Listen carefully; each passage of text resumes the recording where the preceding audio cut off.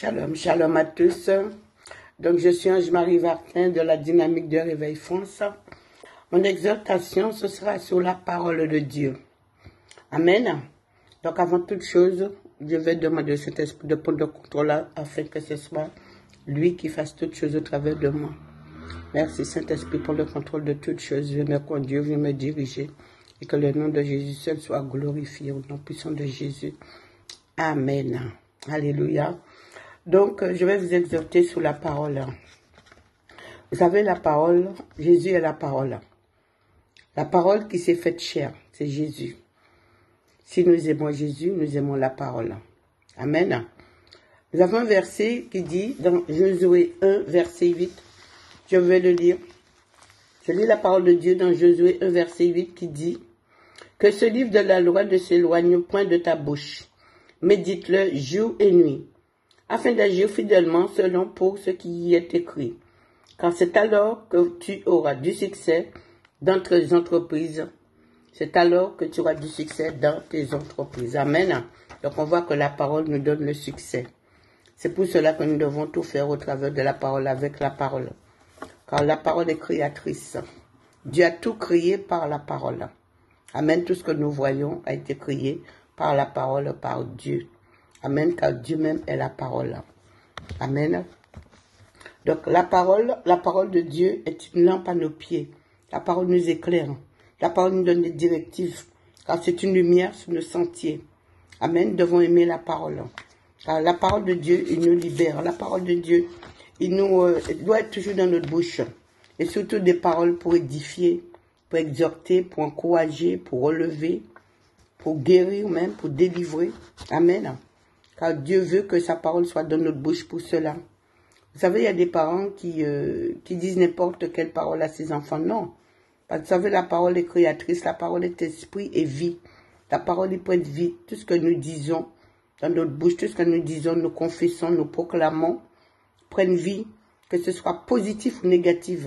Donc nous devons faire attention aux paroles que nous disons, surtout à nos enfants, de ne pas proclamer des paroles négatives sur nos enfants, parce que ça va prendre vie. La parole part avec rapidité, il prend forme et il prend vie et il agit.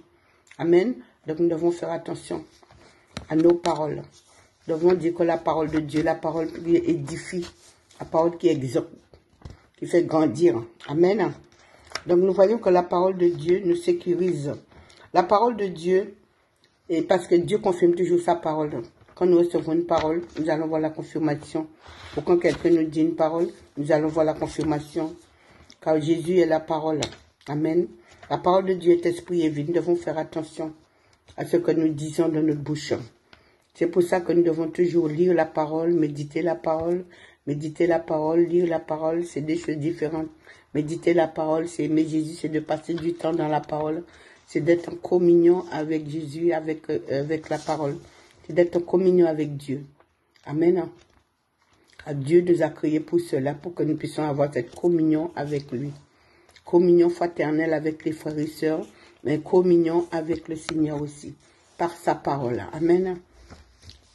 Donc, nous voyons aussi que la parole est bonne. Nous devons aimer la parole de Dieu. Quand nous aimons la parole de Dieu, nous passons du temps dans la parole. Nous passons du temps même avec les frères et sœurs. Les frères et sœurs à l'église, tout ça, c'est la parole de Dieu. Dans les réunions, c'est la parole de Dieu. Si nous aimons la parole de Dieu, nous ne louperons pas rien qui concerne la parole de Dieu. Amen. Ou qui a la parole de Dieu, nous aimons la parole de Dieu. À condition que ce soit le vrai. À condition que la parole de Dieu soit dite avec vérité. Amen. Donc voilà, je voulais vous encourager sur la parole. Que la parole soit toujours dans notre bouche. Des paroles pour édifier. Car Jésus nous a donné sa parole pour cela. On doit toujours trouver quelqu'un pour édifier au travers de la parole, même à l'évangélisation, que nous ayons toujours une parole qui sauve, qui guérit, qui libère. Si nous rencontrons des malades pour leur dire, voilà, Jésus peut vous guérir.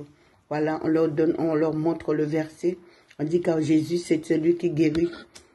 Il est mort à la croix pour cela. D'accord, nous avons toujours cette parole dans notre bouche, de dire que Jésus, c'est le chemin, la vérité et la vie.